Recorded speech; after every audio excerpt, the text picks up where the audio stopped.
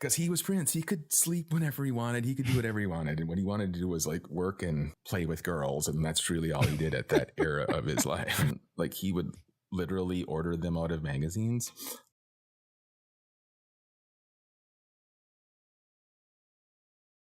Now let's stay with the time for a minute. We got plenty of ground to cover. That's right. So we say whatever, we do whatever.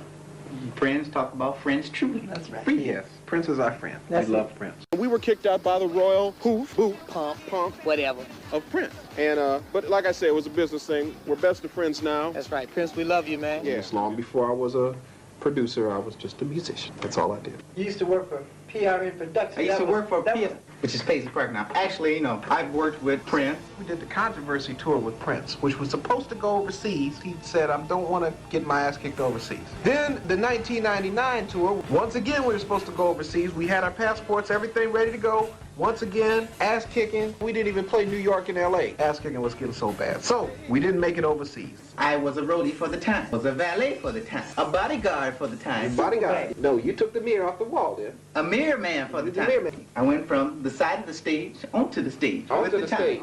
And onto the album cover. And onto the album cover. The first Alexander O'Neal record we did took 6 months to do. The Hearsay album only took like 3 months to do. Oh, Alex, yeah, I'll be back in the States, man. I'm just finishing up this interview, man. I personally got kicked out the band for producing other acts. After that happened, the group proceeded to record the Ice Cream Castles LP. Full-fledged. The Ice Cream Castles. I went to do Purple Rain. And we, you know, things were feeling different. We had lost, you know, 2 of our key members, and the group just didn't feel the same anymore. You know, we lost 2 of our members. I was ready to go. Jesse Johnson, our guitarist, landed a solo deal, and after that I was like, it's time to go, because Morris Day had to do what Morris Day does best. Personally, didn't see any other avenue for me to go. I don't think that then people could accept Morris Day trying to be a balladeer. From Purple Rain to a group called The Family, Prince and the Revolution. Prince and Revolution? I did Under the Cherry Moon. But you know what I liked about that movie? Me. You. From Under the Cherry Moon on to do my solo career. From there, with Jimmy Jam and Terry Lewis production. Jimmy Jam, Terry Lewis production? Dancing with that one girl. Control. That Jackson girl. Now people working with me recognizes those talents, so they pay for them. I have no ego. I know exactly who I am. Oh, you know who you are. And now the time's back together. Now you can really do what you want. Now I can really do what I want.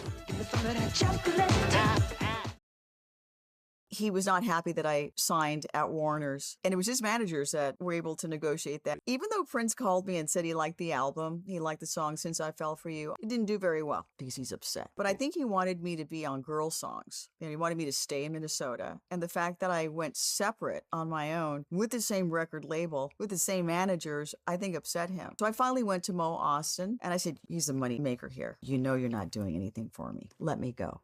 And I asked him to release me from my contract. I had a 7-year contract. And he let me go. I have still music in Spanish at Warner's. I walked out of there with boxes of all my material and didn't look back. There's people that have flown the coop, so to speak, gone off to do their own thing, which is great, and I stand behind them and support them with whatever they do. But contrary to rumors, we're all real tight still. I have a strange feeling we're all going to be together again. I want some competition, you know?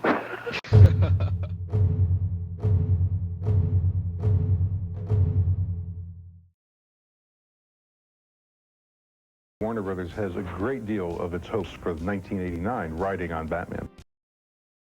Well, it didn't take the summer solstice to make people go batty in Los Angeles. The premiere of the movie Batman did that job. It took 10 years for the movie to reach the silver screen, and it looks like it struck gold. It wasn't Gotham City, but everyone in town turned out to see one of the most eagerly awaited films of the year.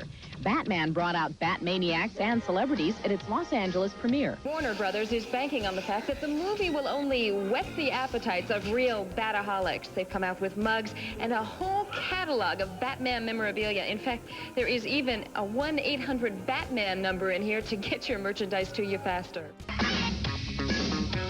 Nice outfit. I'm so nervous. I don't know what to do. It's incredible. I'm just excited about the whole thing. I am a Batman fan. Biff, bam, Biffy, sow. Star Michael Keaton wasn't talking as he walked in. Neither was Jack Nicholson, who arrived after the film had started. The adventures of the Caped Crusader are fueling a $400 million industry. It was a fantastic movie, and Jack Nicholson was great. I've loved Batman for a zillion years. All the publicity, it might not live up to it. It surpasses it. This is great. It's powerful, big, and psychologically complex and entertaining. Jack Nicholson's just brilliant, completely out of his mind. It's truly unbelievable. I mean, Michael Keaton is as good as it gets.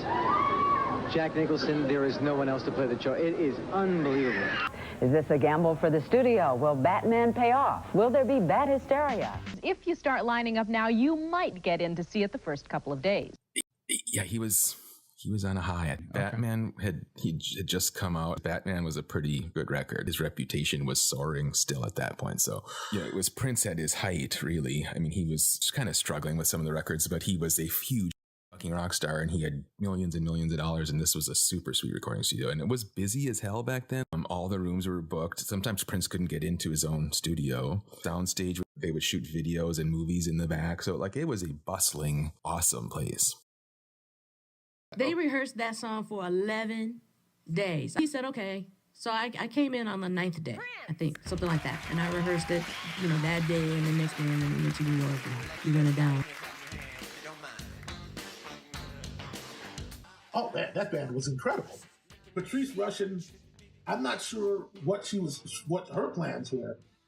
He called and asked if I play the 15th anniversary show of SNL. Batman was coming out, and I'm going to do Electric Chair, and I want you to do it with me. So he says, well, we're going to have 11 days of rehearsal. I mean, I was like, dude, I can't leave. I'm Patrice Rushen in 1989. I'm making $500,000 out of my own home studio, doing arrangements for people, scoring movies. She didn't need the job. The band was in transition. I don't know if this was like a lightweight audition. I don't know what this was. But I think that they actually offered her the tour. He did call me to participate in that, and that he felt that it was a big deal and a big enough deal that he would want my name on the piano. I thought was, wow. This having been there at the short rehearsal, during that short time that I was there, this gave me a little, even additional insight into his detail, into his listening to every part and every line, and understanding that so much of what we saw that looked effortless and spontaneous was built out of the security of knowing that everything was in place. I think it was this sort of transitional space he was in. Like, the Lovesexy tour ended, he was going through a rebuilding phase, and I know he'd been talking to Eric Leeds in Atlanta Bliss about bringing Candy in when they were in the band. Eric will tell you himself. He told Prince, if you want a woman to play horn, we know many that can play better than her. They didn't want a learning curve or to have to train somebody to do anything. Prince was trying to encourage them to do that. I read somewhere that you were going to be on Prince's concert in Holland, in Rotterdam, but then he didn't. He canceled the whole thing because of technical problems. And you wrote him a note and saying you got to. Yeah, well, to me the thing was that musicians should be loyal to each other. You're not better because you're more famous or you can sell more records. So well, you can't do this. We're ready to play. And I just sent him this little note. It's sort of a last attempt to say to him, "There's something if you won't let me play." He loved it, and he said, "Yeah, you're right," and he really apologized. He was very neat about it, and he let me play on the last show they did in Holland. Because she never left his mind or his plans. And, she was a young girl, man. She was missing home. She was seeing a guy back home, and she was, in Minnesota in the dead of winter, in the middle of nowhere. It wore on her, I'm sure. She decided she wanted to go back home, so that's what she did. Margie Cox. How'd you run into Jesse Johnson? Well, we've both been living in Minneapolis. He came to hear me when I was in a group, and we were playing at Duffy's. Kept in touch until he got his solo deal. He was able to bring in another act. I think we have a friendship, a brotherhood in Minneapolis. She's Tamara from Tamara and the Sea. And Margaret and I carpooled to Paisley one night after the gig, and the engineer played the Batman record from start to finish in Studio 8. I heard the Batman record before it came out. Like, to this day, it's one of my favorites, but I know a lot of people who don't like it. Prince invites her into the limo on a break, and they start talking. He's like, well, what are you doing? Are you still working with Jesse? So on and so forth. Oh, no. Like, you guys got a pretty good band. And she tells him, ooh, you should see this kid that plays with us every Monday. So Margaret was the one to tell Prince about me. Paisley Park was a cut above anything I'd ever seen. It's a beautiful building, and I was just looking for a job as an assistant engineer. I was pretty much just out of school. Got it. Ended up working with Prince, assisting with an engineer named Femi Gia. Great guy. Femi Gia, his engineer, did most of the Batman stuff. Or I don't know Femi's whole discography, but Femi was his engineer. He would work so much that we needed a lot of assistant engineers on the project. I got put on the Prince project with Femi. Prince would kind of kick everyone out when he was working. Like I would come in, get everything set up, and then Prince would come in and eventually I would leave and Femi would be in there for 18 hours and then they'd go home and I'd clean it up at the end. And then one day Femi was gone, just like with everyone that ever worked for Prince. Like one day he was just gone. Three of us would be doing shifts and eventually it kind of became me. Like I remember Kim sitting there a few times, sitting in the studio with us. She sings. I don't know if she's a singer, but she sings. She fancied herself to be a singer. That she did do some recording with Prince out there. The first time I heard her singing was actually on a version of a song called Soul Psychedelicide. And then he tried Kim Basinger singing. That probably is what sealed the deal with Kim Basinger. Okay. What? Wait a minute. Yes. She's on the rise to stardom. She's just done the biggest blockbuster ever in history, and she moves away from Hollywood? She moves to Minneapolis. There's a song on that soundtrack called Scandalous. They have an extended version of Scandalous where Kim Basinger and Prince can be heard trysting in the studio. Trysting? Trysting. And Kim Basinger is singing on it. She's rapping. She's rapping. She's rapping. Kim Basinger is rapping. Yeah, she's rapping. This is something I gotta do. She was delightful, man. Branford Marcellus was playing at Fine Line. That's a club in Minneapolis. Prince and Kim Basinger came in and they went into the upper mezzanine and took a table. They may have had a few like pre-gig cocktails. They might have had some champagne on the way, either on the way down or maybe at Paisley before they came down to the show. They were a little giggly. Prince reached over to grab something and he knocked her champagne, knocked her glass over, and it all ran right into her lap. And Prince was so mortified. And she was like, hey, it's no big deal. She didn't care. He was a little bit embarrassed. It's hard to find to see Prince kind of out of his element. He goes, Kim's not directing it anymore. I was like, what happened? What did you do? We were on the phone. I'm like, what did you do? He goes, what do you mean what did I? I said, what did you do? Because you did something. You knew he did something. Yeah. And it was because somebody answered the phone at the house. That's funny. Who shouldn't have been. And Kim just sent her people and took her stuff and was gone. Then Kim and they didn't split so nicely. When Kim left, she took her shit. She took her stuff because she was supposed to be directing. That's what, see, the thing is, we'd already signed on. I knew there was a movie because when he told me Kim was out, we had words and I was like, what did you do?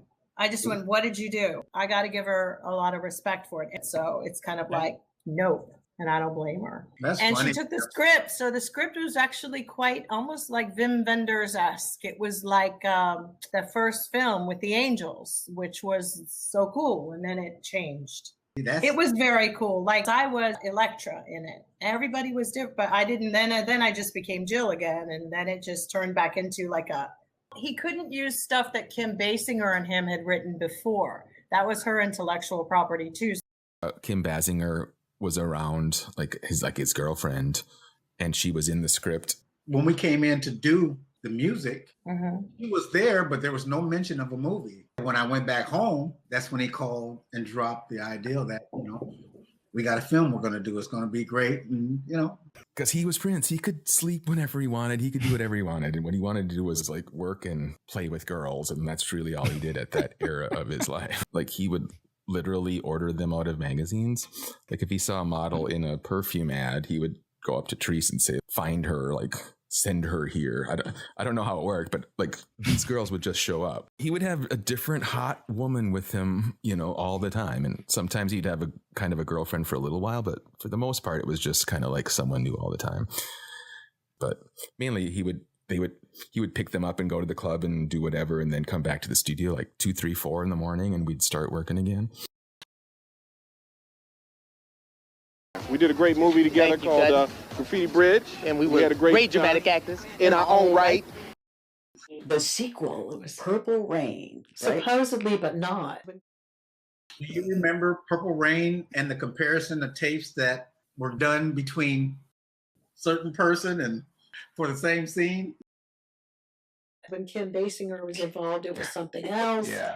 And she apparently had written this story of the angels. So it had the whole thought concept of like angels. And then when they had their little thing, it went away. That's somebody else's property. So he had to rewrite it. He ended up with this other thing.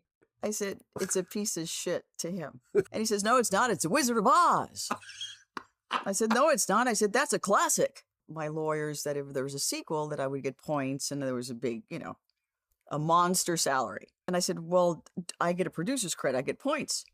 He goes, no. He says, your salary? He goes, we can't pay you.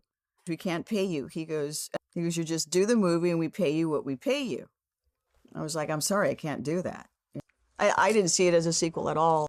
All those elements create something that's going to be successful. Purple Rain, everything was a little more open, but structured. And I mean, you have William Blinn, who knows story structure for Purple Rain. And I didn't, I was only peripherally aware of all this, but then one day Kim was gone and Ingrid was there. He kept this project real close to his chest. There wasn't a lot of input that we could do.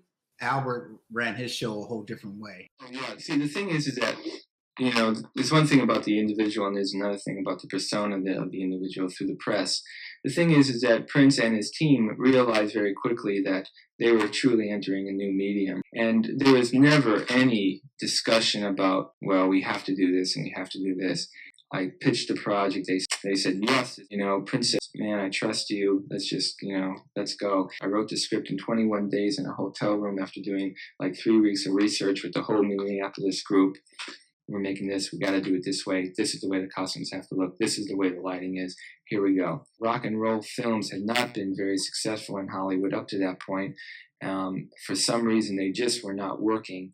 I think I know why they're not working, and this is how we have to approach it to ensure that this one does work. Because, it's a hard thing to make a film, and it's incredibly difficult, and there's really very little time to have a discussion about who's going to pull the string. And there is no reason to even get involved in a project unless you know who's pulling the strings. The things that had made him successful in the music world were not translatable into the film world. There is no difference. There have been people that have tried to tell me contrary to that, but like I said before, I strive for perfection, and sometimes I'm a little bullheaded in my ways. Hopefully people understand that. There's just a lot on my mind, and I try to stay focused on one particular thing. I try not to hurt nobody in the process. The movie's a little bit more complex, but to me it's just a larger version of an album. There are scenes and there are songs, and they all go together to make this painting. Guess what? We're all going to go see Purple Rain tonight. I've seen it too many times, but I want to watch it again. Right after we finished doing Corporate World, I went home back to Los Angeles. He called me a few days later and said, I got a movie I'm writing. The time got back together to do an album called Pandemonium. After the time was together doing the album Pandemonium, a certain phone call happened. And that phone call, hey, the phone. Hello? Oh, hi, Prince. How are you? What are you up to, sir?